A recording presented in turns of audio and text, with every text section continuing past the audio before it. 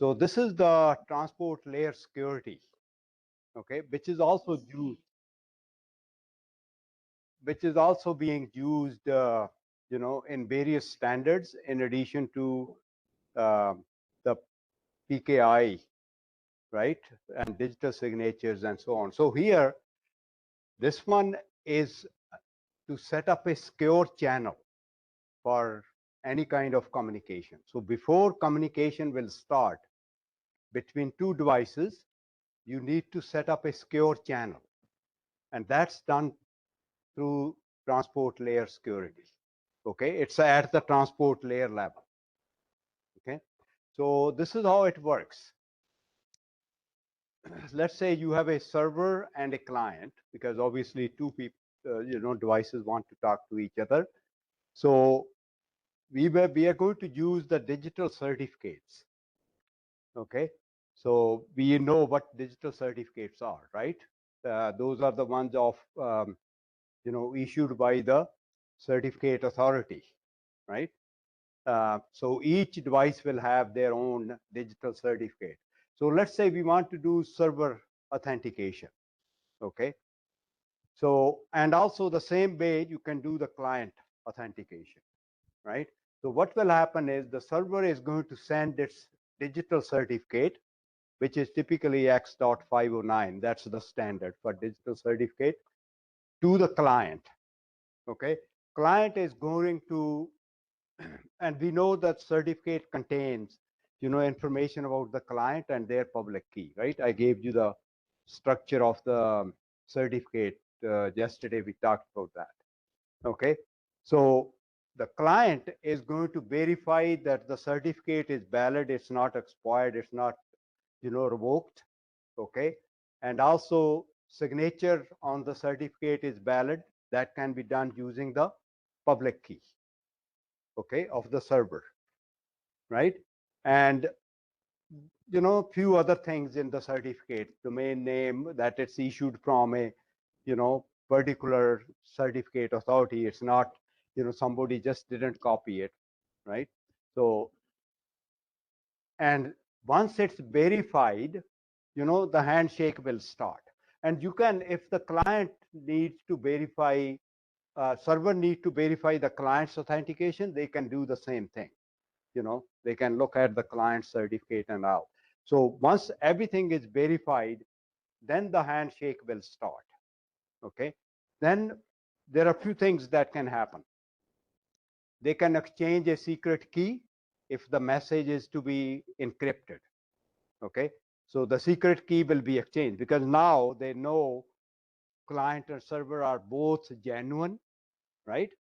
And then you can exchange the secret key, and then the data, transfer can start happening. Okay.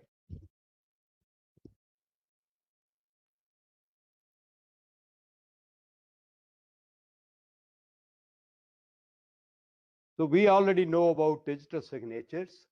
Okay, we talked about that. It's used in authenticating key exchange and proving ownership of the private key. Okay, right? So server certificate verify message.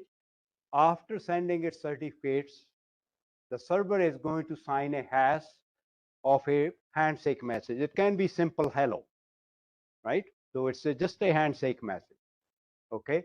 And they will use their private key to do that, okay? And the client will verify it using the public key, right? So the purpose is basically it proves that the server actually owns the private key. It's not somebody else. So it basically stops the attacks, man in the middle attack, okay? That nothing has changed in the middle, right?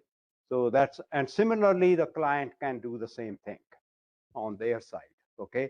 Client may also send the certificate and sign the handshake message with the private key, and then the server obviously is going to verify that, okay? So that's the handshake message, okay? So once the handshake message is verified, right, with the digital signature, then the communication can start, okay? And this is for client server communication, right? So this is, the start, and then digital signature, and then obviously client can do the same thing, then the process can start.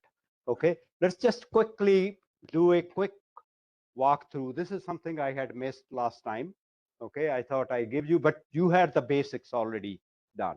We had talked about digital certificate and signature and all that stuff, right? Private keys and public keys. But let's go through a very quick example here. Um, so let's say that, uh, a substation, ID, and a control center want to talk to each other. Okay, so we want to do the key exchange, we want to do the authentication via digital signatures, and then the data transfer will happen once the keys are exchanged. So the secret key is exchanged. Okay, so control center is the client in this case, ID is the server. Okay, and they both have to support the same type of certificate standard. Okay, as well as the key exchanges and so on, right? Both have to have same type of softwares and algorithms there. Okay, so the step one in this process will be the key exchange. Okay, and let's say control center has, I have used small numbers obviously. Public key is 13. Okay, private key is 13. Let's say public key is 13 times something, could be anything. And let's call this P1, right? And similarly, the ID will have a private key, okay, let's say 25, and a public key is 25 times G, right? Call it P2. And both will exchange public keys, right? Control center will send the P1, ID will send the P2, okay? And each will compute a shared secret, right? And it's simply, you could have any algorithm to do that. So I simply said, okay, let's take the, private key, right? Uh, and public key. Private key of the server, the substation computer. So we get 325G, ID get 325G. So this is their shared secret key. This will be the one used for encryption and decryption, right? So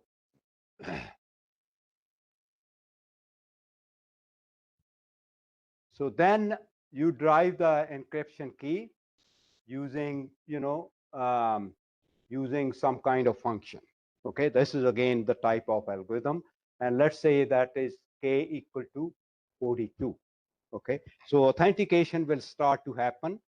ID will send the same way that we talked about, will send the certificate, prove its authentic, control center will verify it, right, using the public key. If valid, handshake is authenticated, but you could have the other way around, add also, that the server can verify that, and then and only then handshake will happen. It really depends. Sometimes they just do one, sometimes both have to verify, right? And then the secure communication will start to happen, and now they can, control center, let's say, sends the command, then it will be encrypted using the key that they both decided on, and then the encrypted data will be sent, and then it will be decrypted at the other end. So this is simply the transport layer security. Okay, now this is very commonly used in SCADA, and we will see when we talk about the standard where it is used, right? Now, although we are not going to discuss this in detail here because of the time, there are other types of security at different layers. At the IP layer also we have a security mechanism. Okay, IPsec, for example, right? That's at the IP layer, which is used mostly in the VPNs, virtual private networks. Okay, and VPNs are set up. We will talk about that in the standards. Okay, but there is a lot of information available about VPN, so I don't think we need to go over that here. So at a different, and then there is even a security at the MAC, level. Okay, MACsec is another level of security. Okay, those are mostly for the BPM. Okay, so this was a very quick information about the transport layer security. Any questions? And then I'm going to just show you actual, keys and so on, so you get an idea about that. Okay, any question about this? Good. This is something we had already done, just a little bit more explanation. Okay, so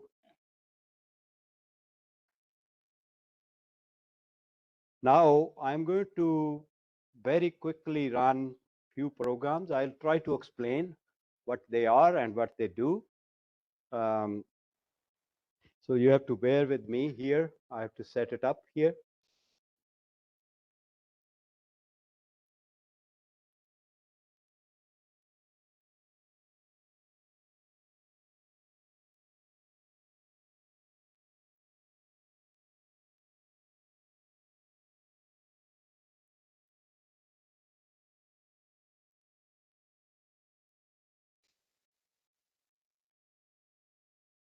Oh no, this one.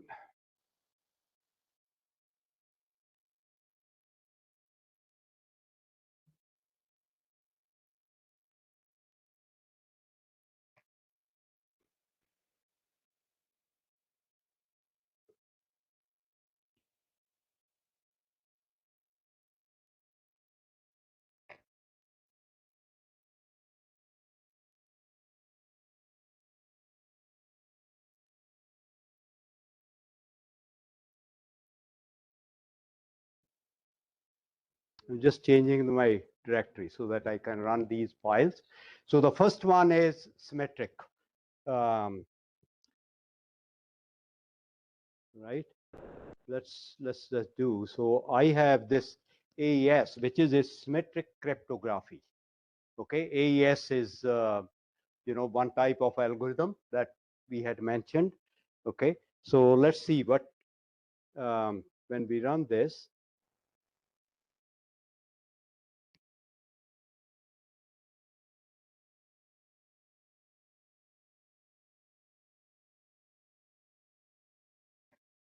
It's basically what it does is it will generate the key. Okay, it will generate the key. There is the original message. I just included that this is a secret message. This is the encrypted message. So this is how it will look like, right? I don't know if you can see that, but then there is a decrypted message at the other end. Okay, so this is a very simple example of symmetric cryptography. Okay, so you generate the key, and then through TLS, you are going to share that key eventually, when both sides are talking to each other, or some other way you are going to share that key, and then at the other end, it will be decrypted. So this was one simple example of AES. Okay, but let's take a look at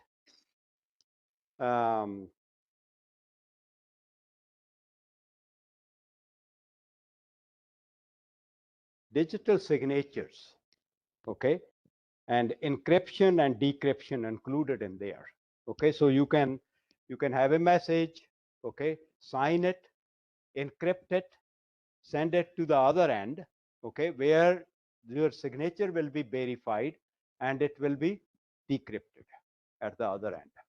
Okay, so there are a few steps in this one. Let me just show you the steps I'm going to use. Okay, so the first step is to generate the keys. Okay, you need to generate a private key. So I have written a program to generate keys. I'll show you how they will look like, but let's just run this command.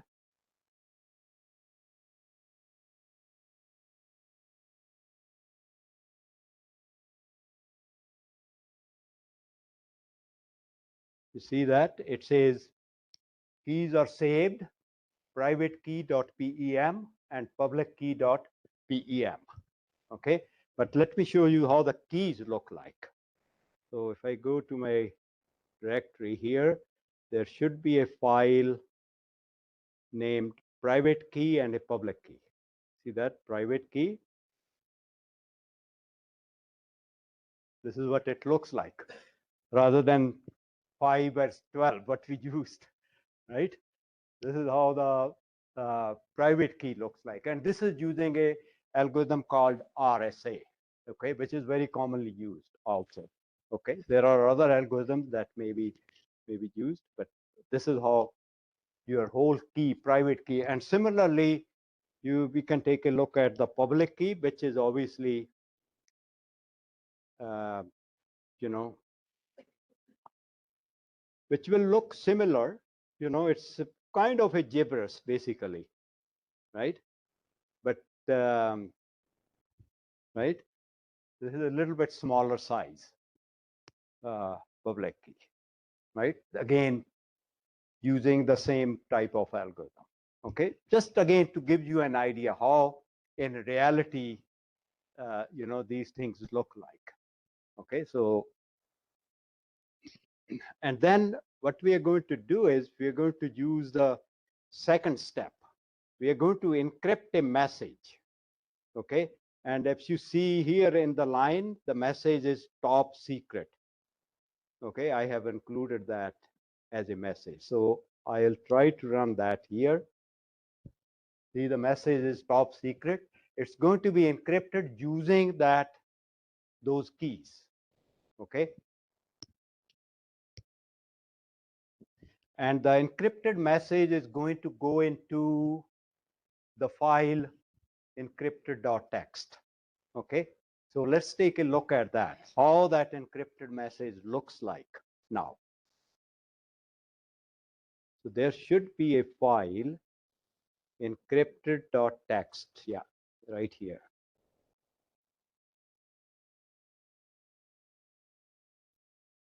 This is what that message looks like. Okay.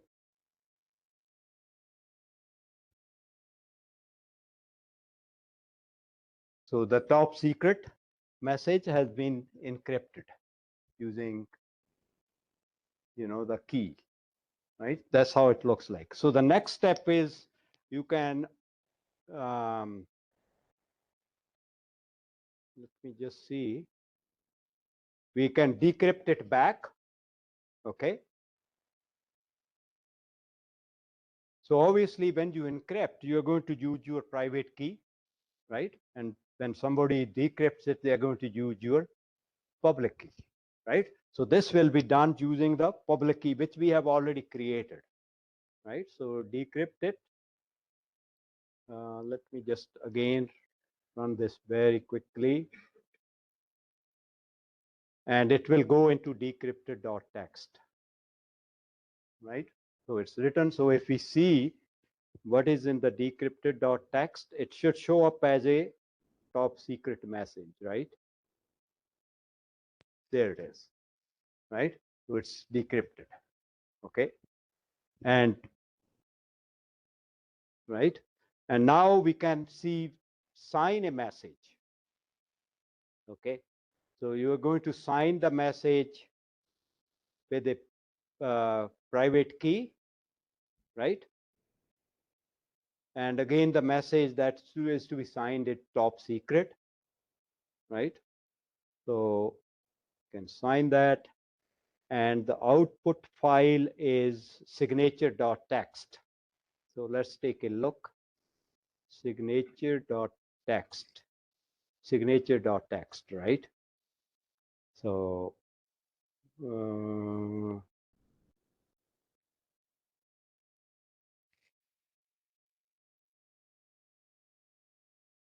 yeah, so this is the signed message. That's how it looks like. So it's again, you know, so this one, you know, so obviously at the other end, to verify the signature, you are going to use the public key, right? So the next one is verify the signature. Okay.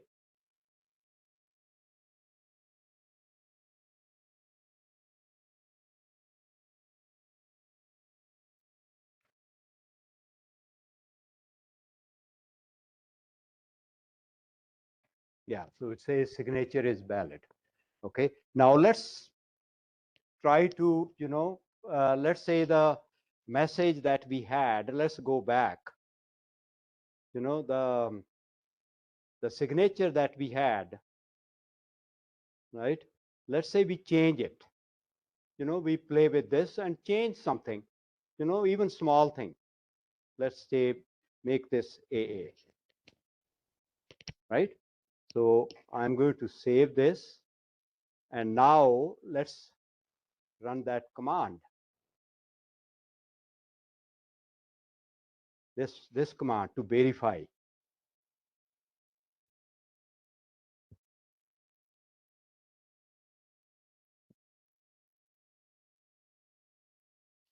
Signature is invalid, right? So obviously it didn't verify that signature, right? So,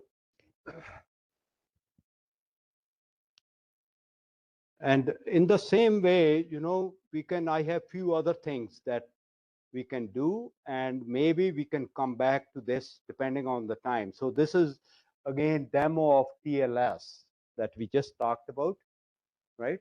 Again, using the certificates and so on, right? So we can come back to this, or we can,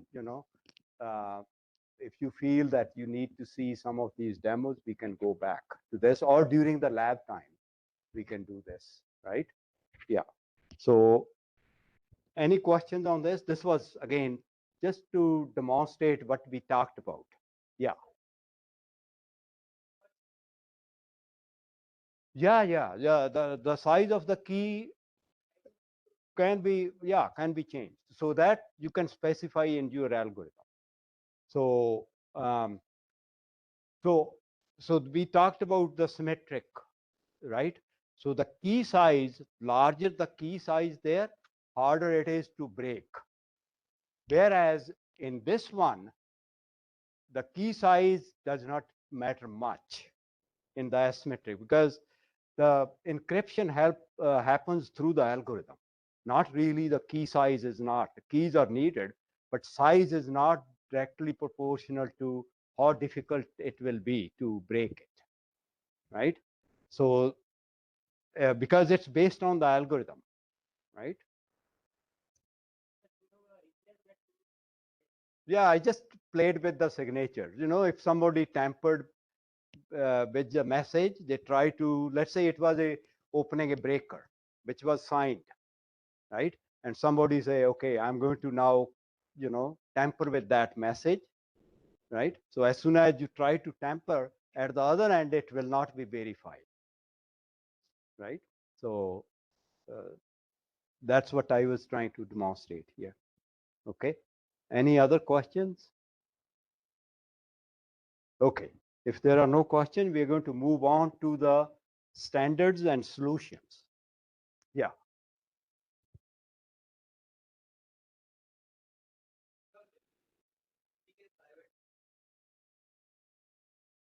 that's right. RSA. No, not at both ends. This will be generated by the certificate authority. See, the keys are kept and generated by the certificate authority. Devices don't generate their keys. You have to be registered with the certificate authority. Public key infrastructure is all controlled by the certificate authority. I just generated so that we needed it here, right? I generated it using a program, but these ones will be generated by the certificate authority and kept. Public key will be available to anybody, doesn't matter who it is. Private key will be only with that particular device, okay? And in some cases, it may be stored right on the device. We talked about that yesterday, right? Or it has to be kept secret somehow, somewhere. right? And the only that particular device will know its private key. Nobody else will know the private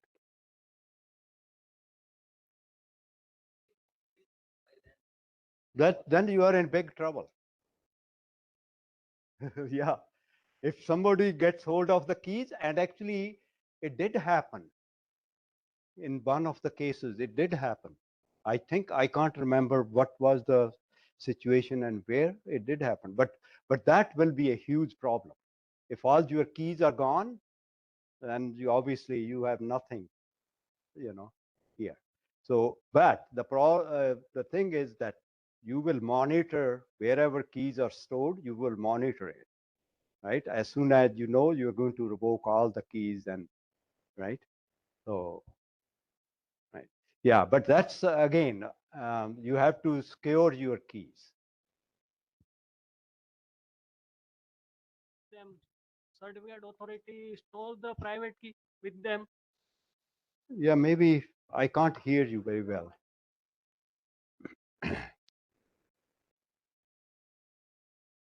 Hello, hello.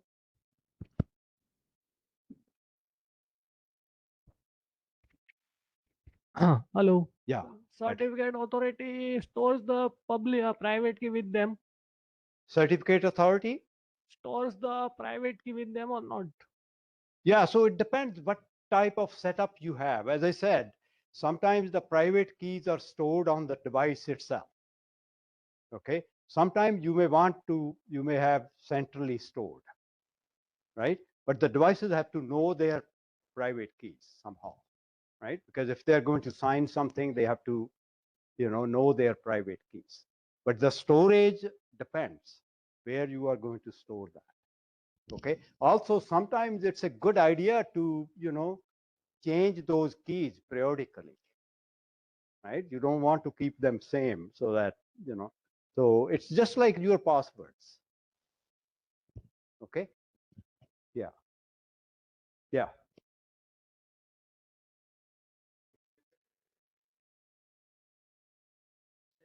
No, no, no. It depends on the, it depends. If you keep that, you will get the same encryption. Yeah, yeah, yeah. Obviously, yeah, because you are using the algorithm, right? So it will produce the same result. Yeah. But if the message changes, obviously the encryption will change.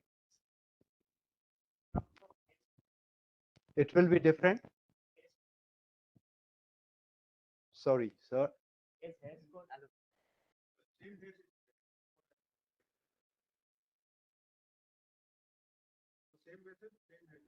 Yeah, because message hasn't changed. It will be the same, and it will produce the same encryption. Encryption won't change.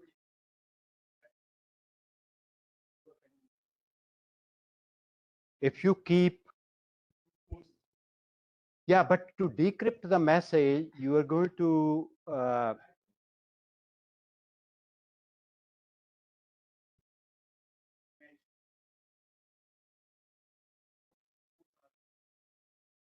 oh, okay, yeah, yeah. If you have only set number of messages, yeah, you can, obviously you can make it faster, you know.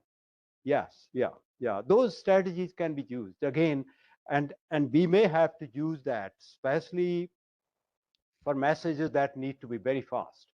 For example, tripping messages and so on, right?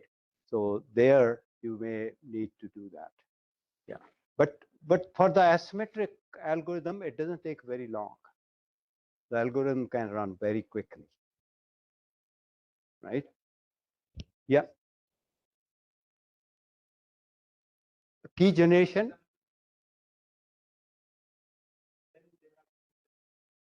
Oh, somebody forgets their private key. Yeah. No, you can't. You have to go to the certificate authority to get the keys. Yeah. They are the ones who are generating these keys. Yeah. Okay. Yeah.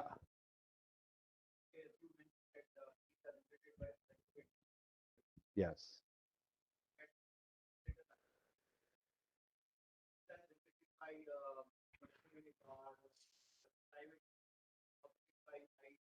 Yeah, so that's what I was saying. Sometimes, and the keys are stored right on the device.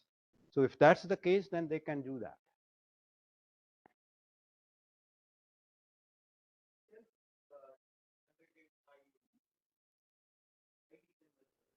Yeah, you could do that, because once it is stored there, that means it's kind of generated there.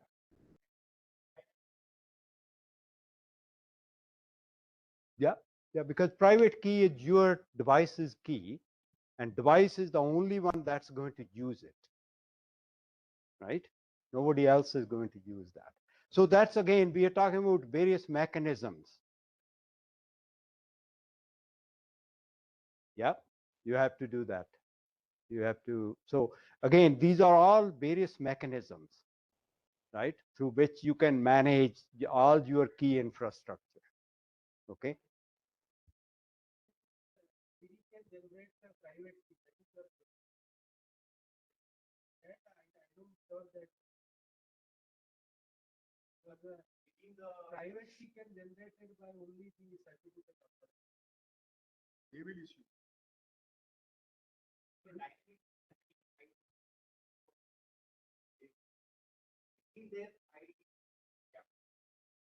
It can be done after the approval of CA. CA, yeah, your certificate authority has to be involved. Yeah. But let's say CA is not in the loop. Yeah. Then there will be an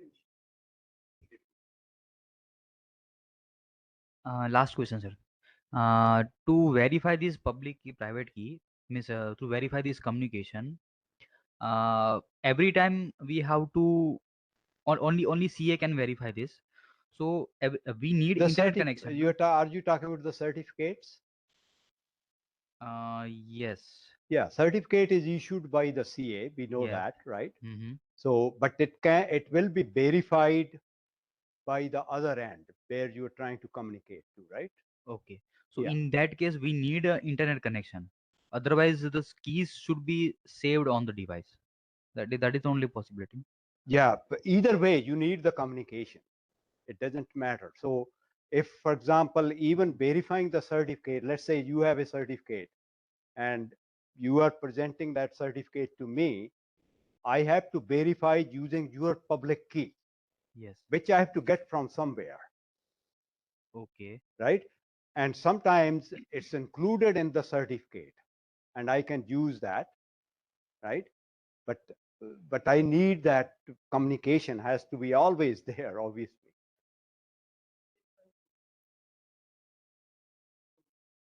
Yeah. Yeah, for long distances, we are using 104.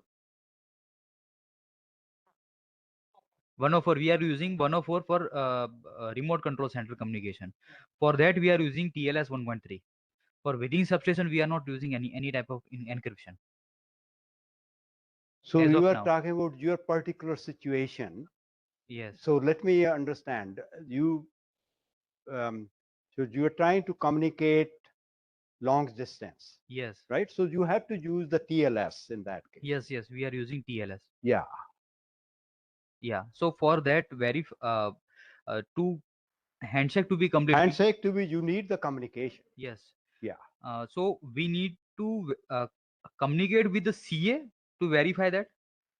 No. Okay. You don't need to communicate with the CA to verify that.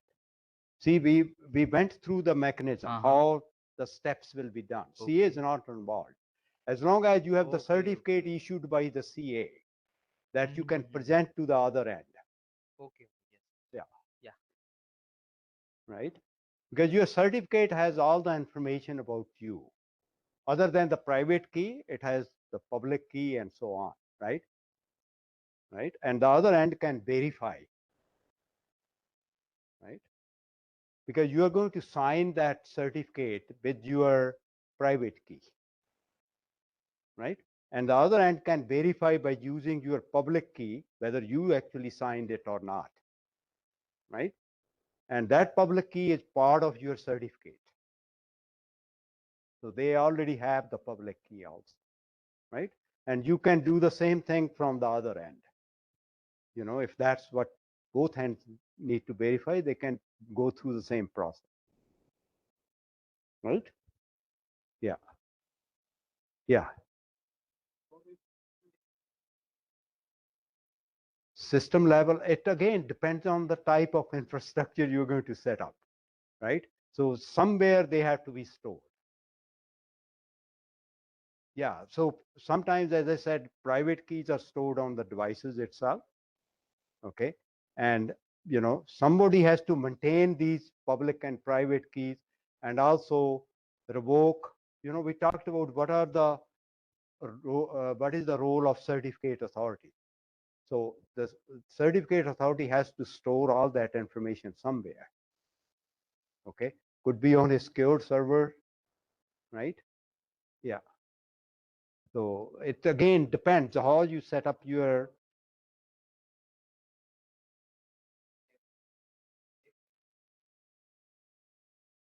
Yeah, so it's again, you so in case of the internet, we talked about who has the authority, right? So it has to be Google and all those, right? So they make sure that whatever they are storing is secure.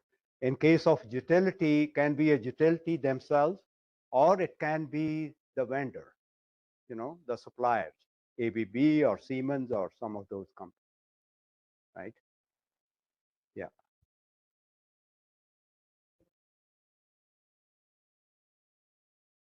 Can CA? Yeah, yeah. CA is basically,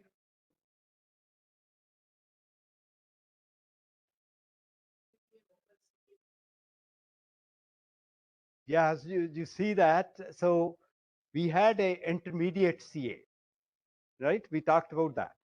Yeah. So you can, again, it all depends how you want to set up your public key infrastructure. If you're comfortable with that, you can have an intermediate CA, which may have access only to the part of the whole database, right? Which only are required by that intermediate CA, right? You could do that. Can be done, yeah, can be done. But then again, you have to make sure that your intermediate CA is fully secure and all that, right? So, yeah, yeah. Huh? That's right. Yeah, yeah, yeah. Okay. I'm sorry, root.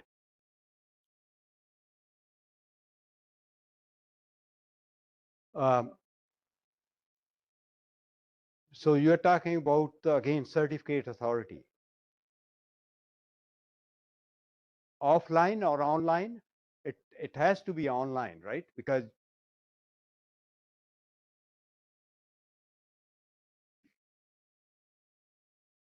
root CA has to be, oh yeah, so if you have intermediate CA, then your root CA can be offline. That's what you are asking, right? Yes, yeah. If you have, but intermediate has to be online, right?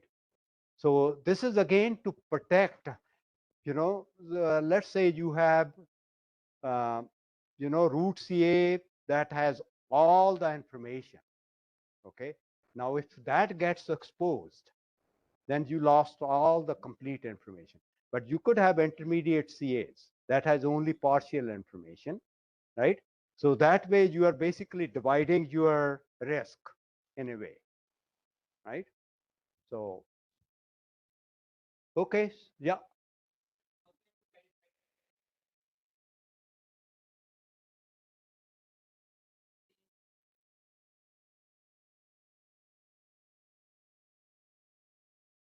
If somebody is, so they're simply accessing the data, right? So, yeah, but somehow you have to figure out that somebody has gotten into your system. They're not modifying, they're just, sniffing. It's a sniffing attack, basically. It's a sniffing attack. So they're just sniffing your data, right? Yeah. So you have to somehow find out that somebody has gotten into your access to your system. If they are not modifying anything, they are just sniffing it. Okay. Yeah. Okay, so I think we will move on to our next, otherwise we are going to be. Okay, so what we want to do is we want to look at the standards and solutions.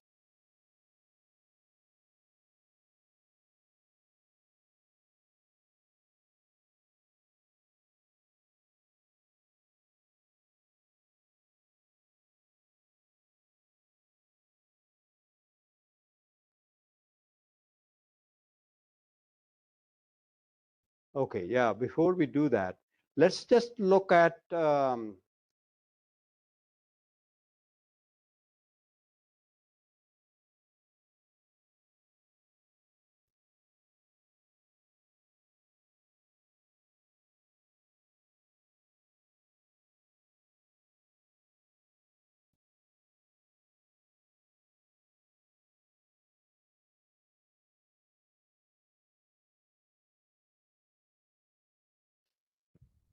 okay, so I have to look at here.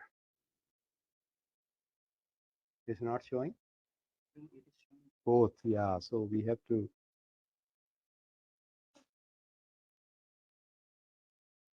Yeah, but here also it's not showing. Yeah.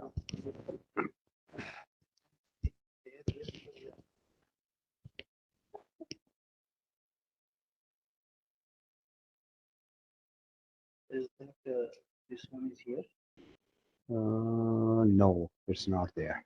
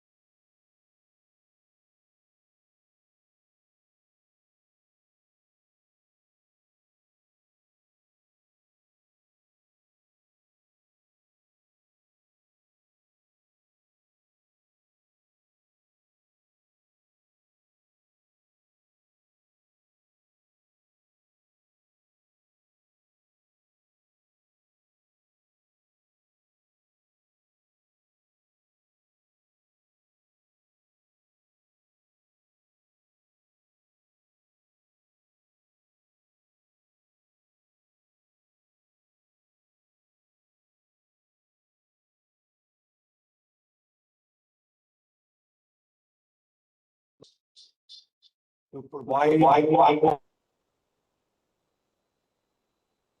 for that particular standard. So we will take a look at this one. Okay.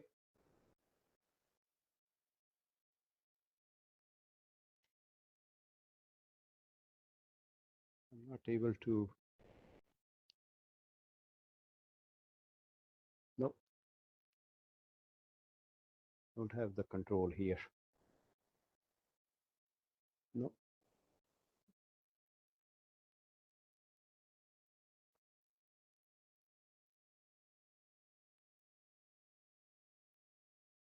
Now it's okay.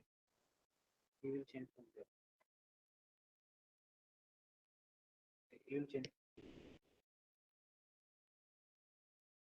Oh, I can do that. You can leave it here. I will do that. So I have to change both of these. That's okay. I may be okay without the notes here.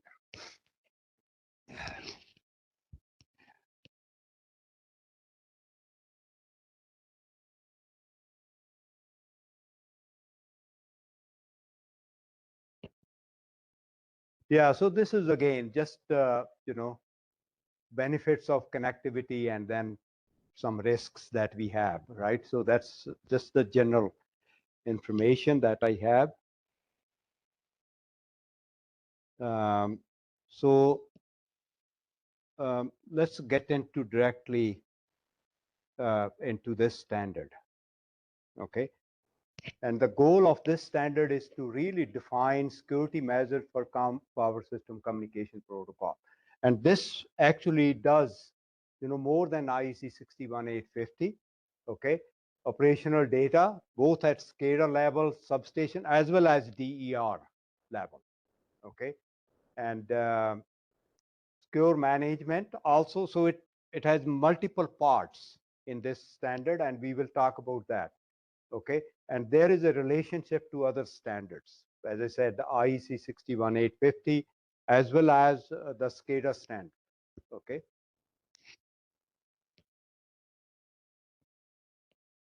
So we talked about the three pillars, right?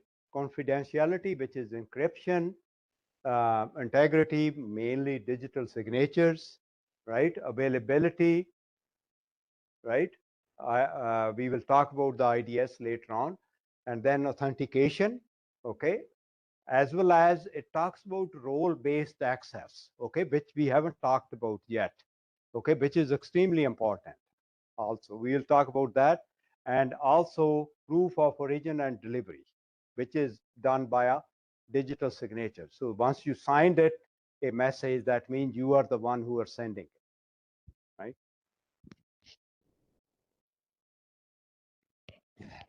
So the part three, sorry, 62.351.3.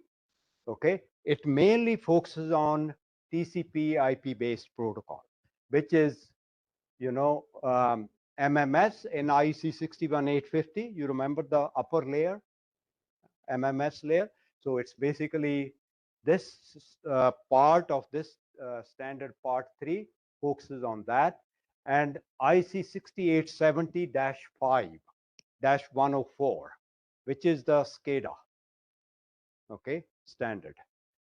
We will talk about that standard. I have a very brief introduction to that particular standard. I'm not sure if this is the one that's used in India, but it's an IEC standard.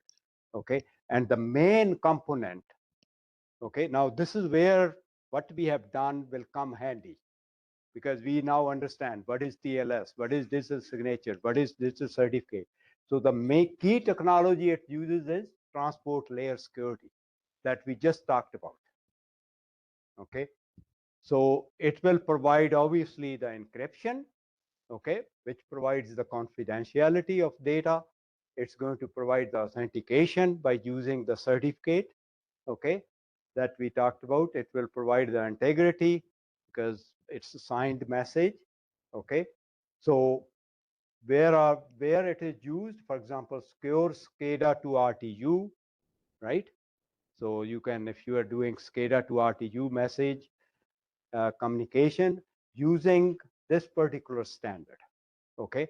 IEC 6870-5-104, which is the TCP/IP portion of that particular standard, okay? So obviously this is over the networks where you have TCP/IP standard. So this is the part 3 of this standard, okay, which is again based on TLS technology.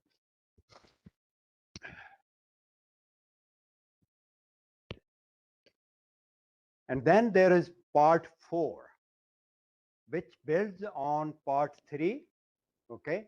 So it's securing the MMS client server communication, okay?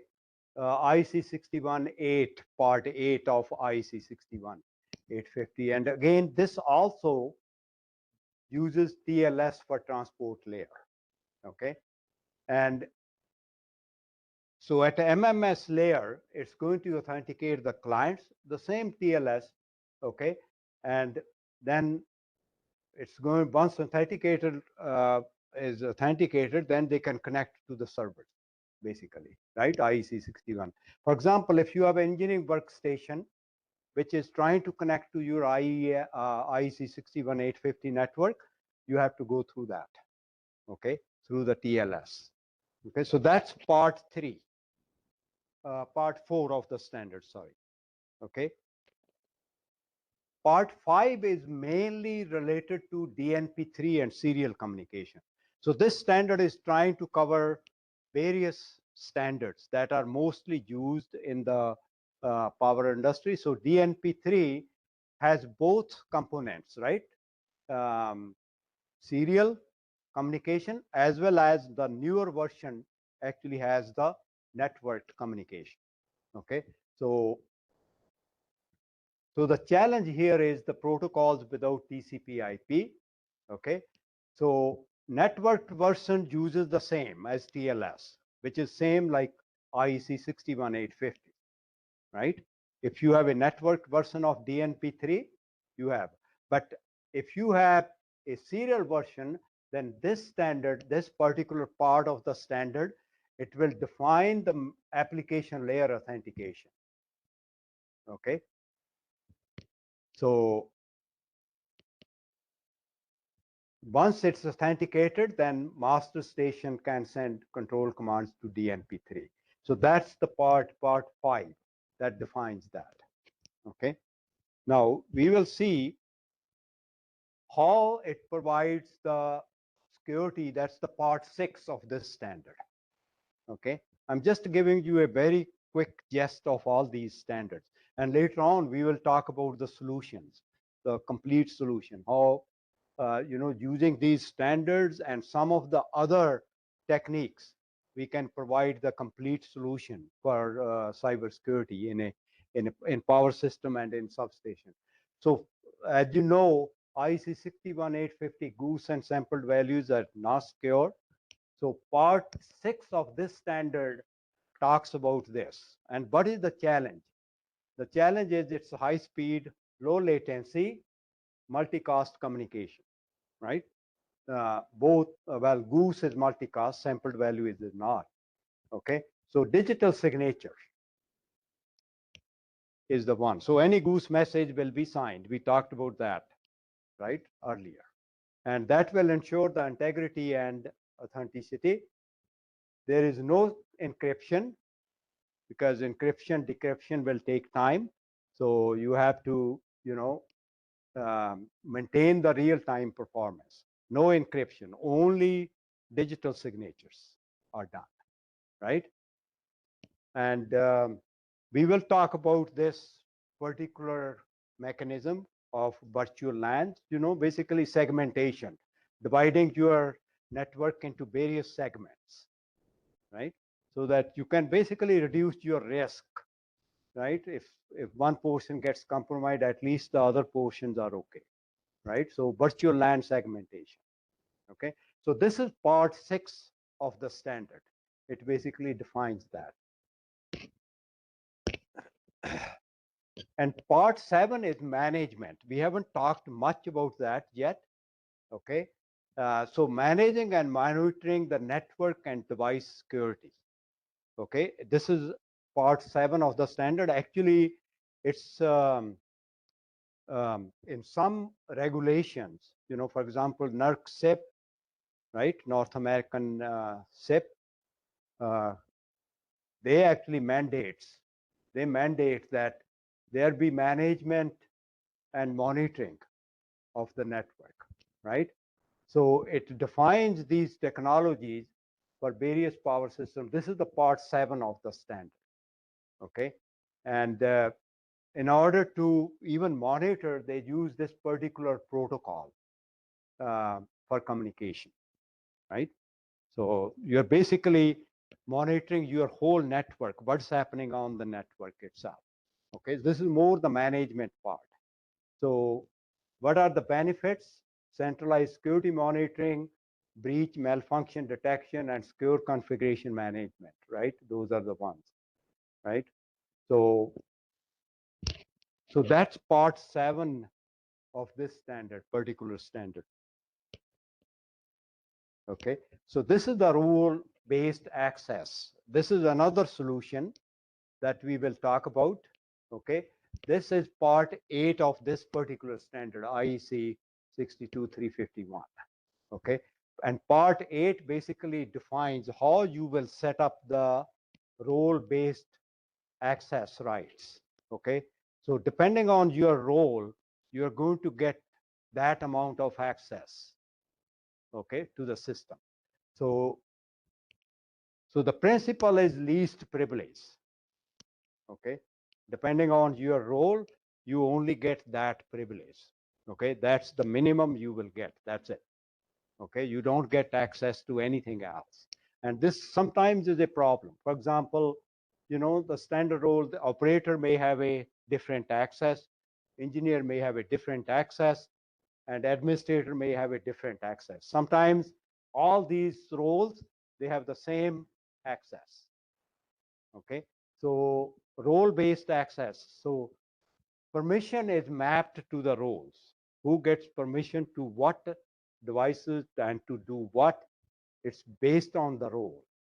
Okay, and obviously they use the mechanism for this certificate. We already talked about it. They use the digital certificate. So let's say I have a permission to open particular breaker. Then obviously I have to present my certificate, and at the other end, my certificate will be verified, and it will also be verified that I have the access, I have the role that gives me access to that particular breaker, and then and only then it will be open, right? So this is role-based access, and we will talk a little bit more about that when we talk about the solution. This is part 8 of the standard. So as you see, the standard covers quite a bit of ground. And then part 9 is the key management. So this is where we had a lot of questions already. So this standard defines that. Okay, so cryptographic key and certificate lifecycle management, right? That's part 9 of the standard. Okay, so it's obviously, we know it's critical for all these, certificates and TLS, as well as digital signatures, and it will include the public key infrastructure and certificate authority management. So the standard defines how and what you should be doing, right? And certificate enrollment and, revocation, less secure key distribution, right? So, so utility can do that. They can manage, and they can, issue and revoke, and, all the certificates for all components. They can do that. So we had a fair bit of discussion on that. But the standard part 9 of this standard actually outlines how this should be done in that, right? And then part 12 is about the distributed energy resources. Yeah.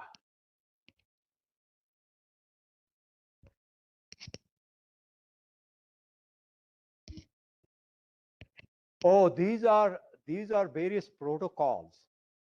But we remember we talked about a few of these earlier when we were talking about the revocation lists. These are again various tools and mechanism of doing that. Yeah. Okay. And that's why I wanted my notes so that I can give you the full abbreviation. There are so many of those. I can't even remember what they are. Right. So maybe let me just tell you. Here I am 9. No, I can't do that. Let me just okay. Let's see.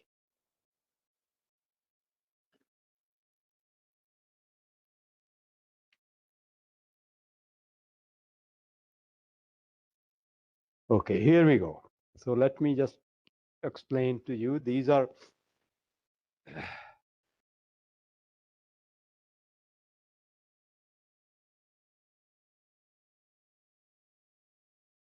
yeah, no, I don't have.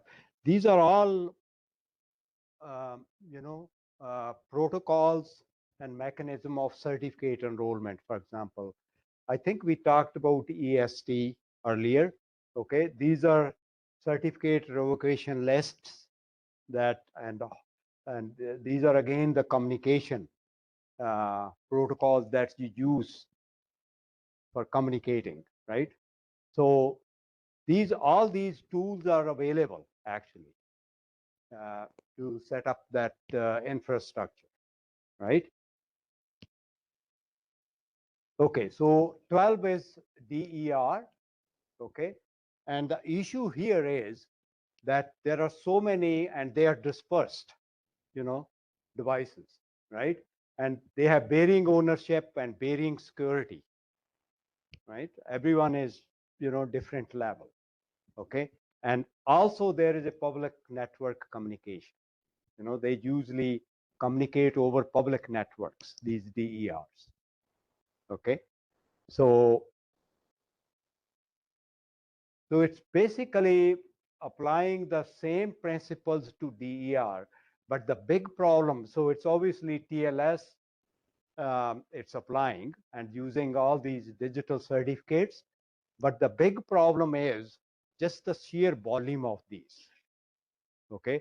You have many of these DERs, you could have, let's say, at least in Canada, every house can be a DER, right? I'm not sure about India's situation. Every house can set up solar panels on their roof and start supplying power to the grid. So, every house can be a DER. So now you can just imagine how many DERs we are talking about and how would you secure that? Because they all communicate, right? And over the public network. So part 12 of this standard tries to, uh, identify or specify how you will provide security for DERs. And again, the technology used is the TLS that we talked about, right? So every time they want to communicate, they have to prove that they have to prove their identity and that they are authentic. So, but even managing their certificates and so on, it's actually a huge task also. But part 12 of the standard tries to do that, okay? So this is again, summary of that. What are various parts doing here, okay? And what are the key communications that we have, right? SCADA to gateway is 6875-104. HMI to IED is MMS, which is client server communication. IED to IED is Goose, okay? And then merging unit to IED is sampled values, right? And what are the various parts? We talked about that part 3 and 4. is TLS, MMS authentication, client server communication. Part 6 is digital signature for the goose sampled values as well if you want to do that. Okay, usually they don't. Part 8 is the role-based access, right? Control, how to do that. Part 9 is the certificate management. So it tries to cover a lot of ground. Okay, so these are again few of the cases and how and what part of IEC 62351 will come into action. Okay, so let's say somebody tries to send a fake goose message to trip a breaker. Without that, there is no security. Without IEC 62351-6, there is no security.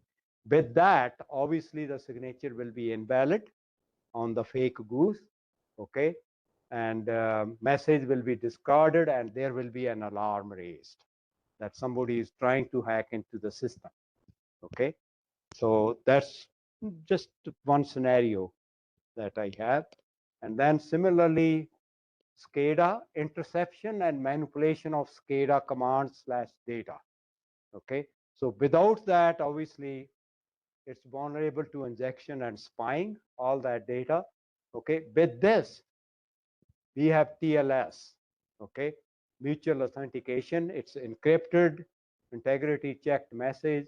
So basically, we will attack, block the attacker, and communication will be. So it's basically transport layer security, right? That's the part 3 of the standard, right? So this is with the virtual power plant, okay? So part 3 and 5, again, using TLS also, right? And part 9 is the infrastructure, how to set up the public key infrastructure. So, it could be a scalable public key infrastructure. So as the, new DERs come online, you could basically scale that infrastructure, right? So part 9 tries to tell that. And part 8 is the role-based access control. So you basically, every DER can be given a role, okay, what they can do, okay? And most of the time, they can only send the information.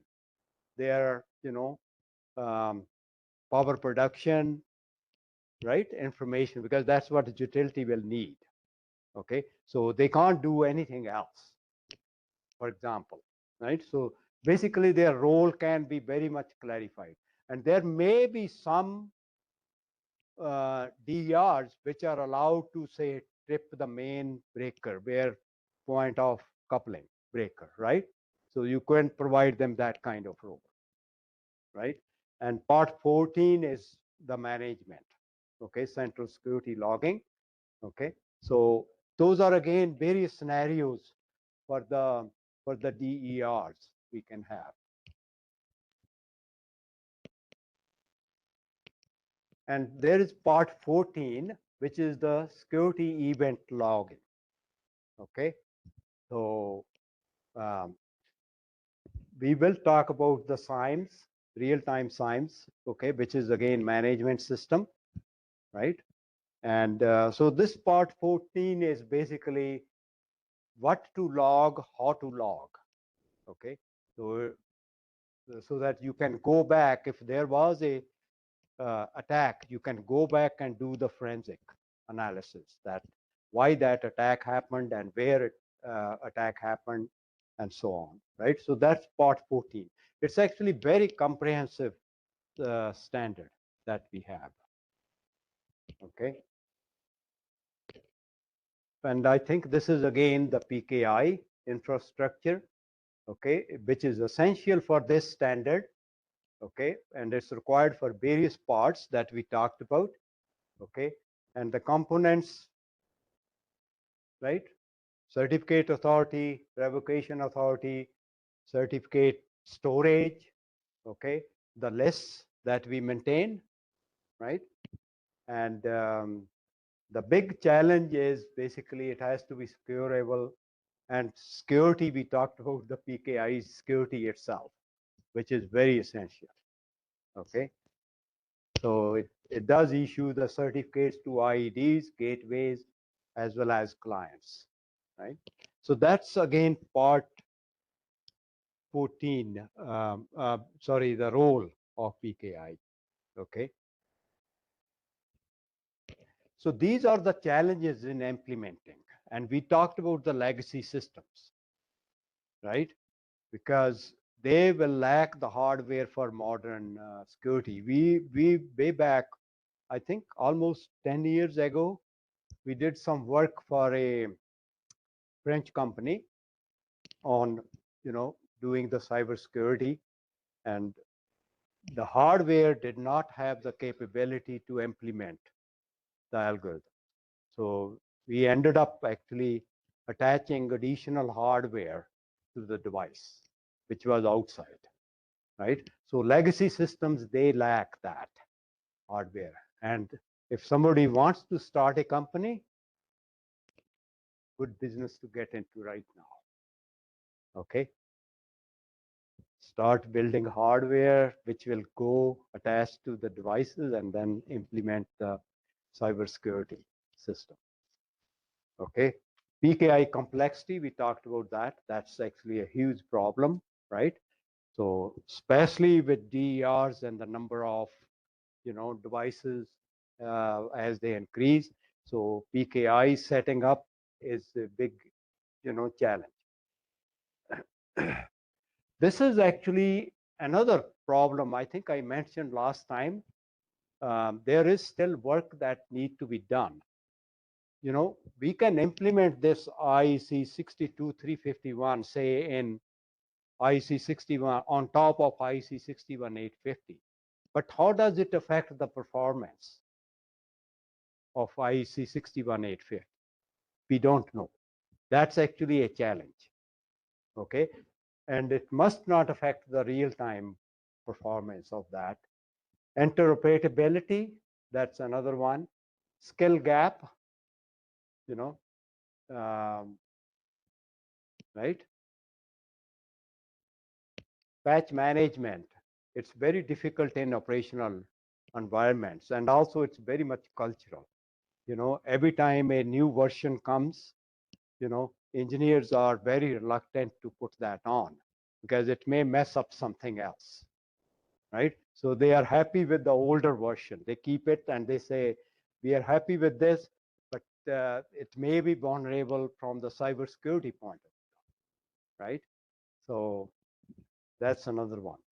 The cost can be significant upfront for implementing all these security mechanisms in there, right? So those are again some of the hurdles. Okay. So this is, we will talk about in the solutions, defense in depth, okay, which basically layered approach to cybersecurity. Okay. When we talk about the solutions, that's next what we will talk about. Okay.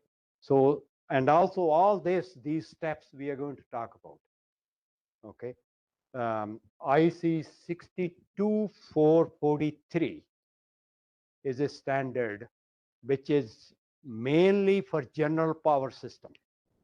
Okay, we will talk about that, and some of the solutions we will talk, where you do the risk assessment. So basically you provide the security levels. You start with security level 0, which is basically minimal risk, all the way to security level 5, which is very high risk. So you identify, various, and then you provide the security according, right? So you identify the assets, you identify the paths, and you prioritize them based on the risk, okay? And obviously develop the security policy. Defense in depth, we will talk about that. So segmentation, I already mentioned, firewalls, intrusion detection system. We will talk about those 3 components for sure. And then PKI, I'm not going to talk, at least here. We will not have time to, do more on PKI than what we have already mentioned. Okay.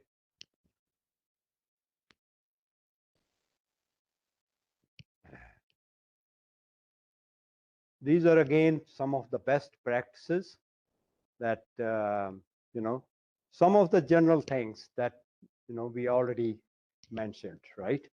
So I'm going to leave this one with you.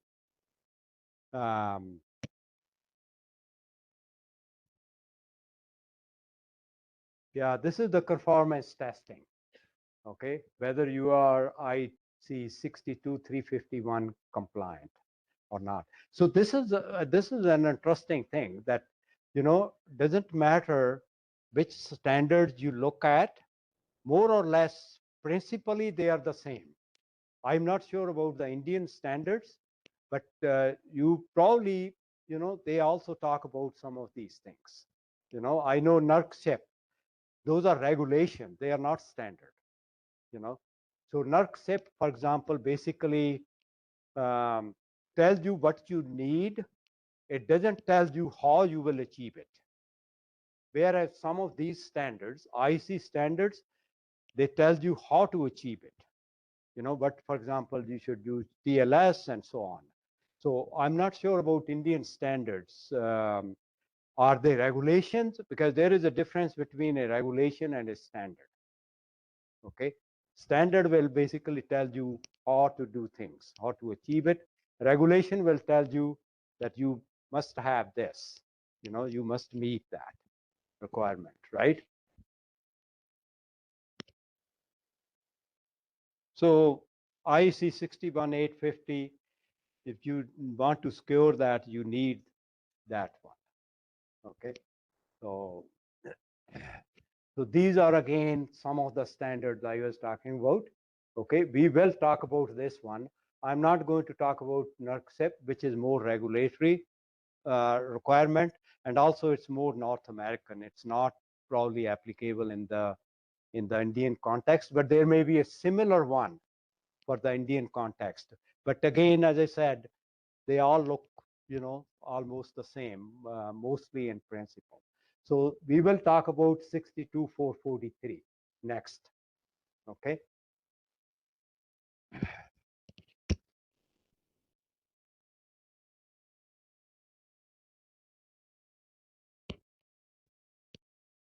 So the future focus of this one will be this standard. Obviously, they're going to keep updating it.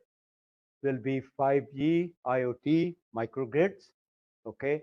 Enhanced DR microgrid security. Right now, it has something. PKI automation, that's another one. I think eventually the tools will come which will make it easier to set up that infrastructure and monitor it and so on, right? And then quantum resistant crypto, especially for asymmetric cryptography, because the algorithm based, because if you have enough computing power, you can break it. Okay. And artificial intelligence and machine learning, threat detection. Also, there is some work going on that. We will talk about rule-based detection versus AI machine learning based detection. I have one presentation on that. We will talk about that. And then expanded testing and certification of that. Okay. This is again some of the benefits. Okay. I'm going to leave this presentation with you. So this is important, more from the cultural side, that everyone should be involved in, the culture of cybersecurity, right? Starting with the leadership, engineers, security staff, procurement, everyone. It's at every level. It should be like that. Okay. So IEC 62351 that we talked about, it actually covers quite a bit, right? SCADA, IEC 61850, DNP3, DERs, okay? And the principles, we talked about that, right? And so it will provide, once implemented, it's going to provide some, good cybersecurity thing. So are we stopping here or continuing? We will stop. Okay. So next I have is the solutions. Okay. So we will talk about the IEC 62443 standard and some of the solutions, not only within that standard, but even in general. So we will talk about the segmentation. We will talk about the data diodes. Okay. We will talk more about the role-based access control. Okay. So some of those solutions we will talk about. Okay. So we will stop here for now. Do you have any questions about this? This was a very quick overview of that particular standard. And again, it made sense because now you understand, some of the key technologies, for example, TLS and, PKI, right? So those key technologies you understand. Okay. So any questions so far? Good. Okay. So we will stop here for now then. Okay. Thank you.